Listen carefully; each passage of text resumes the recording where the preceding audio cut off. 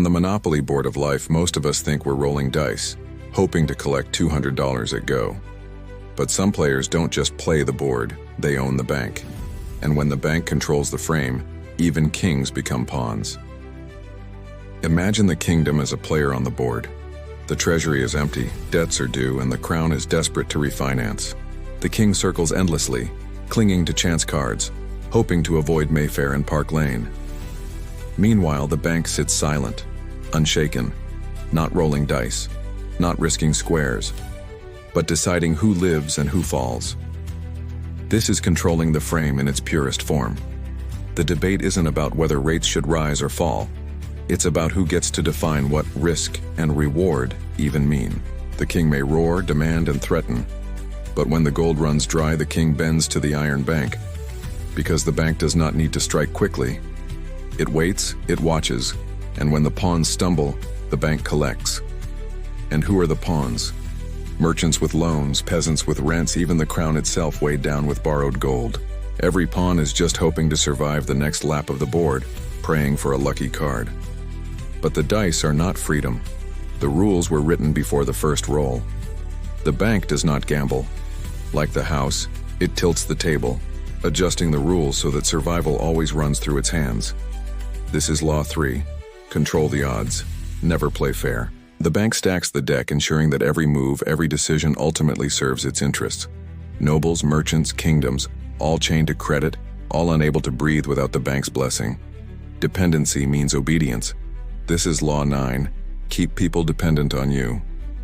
The bank creates a web of financial obligations, ensuring that even the mightiest must come crawling when coffers run dry.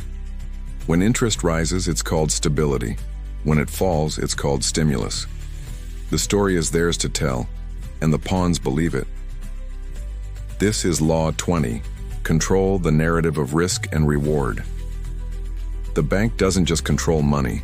It controls the very language of finance, shaping perceptions and decisions. But the ultimate truth is this: the bank isn't a player. It is the table itself. And no pawn, no king can ever win against the table. This is Law 21. Never play by the table rules, own the table. The bank doesn't just set the rules, it is the game. This has always been so. From the Iron Bank of Braavos in myth, to the great lenders of Europe in history. Kings marched to war only when bankers opened their vaults. Empires rose and fell not on swords but on credit. And when debts came due, it was not the generals who decided the fate of nations. It was the men who held the books. This is why emotional politics never changes the outcome. Screaming for fairness does nothing when the rules themselves are owned by the bank. If you fight inside their frame, you are already defeated. The only path to power is to rewrite the game itself.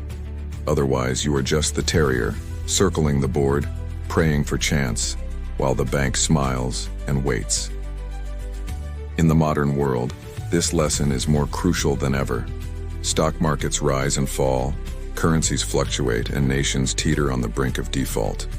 But behind it all, the banks remain. They don't just predict the future, they shape it. They don't just react to crises, they orchestrate them. To truly understand power, you must look beyond the visible players. The loudest voices, the most charismatic leaders, these are often just pieces on the board.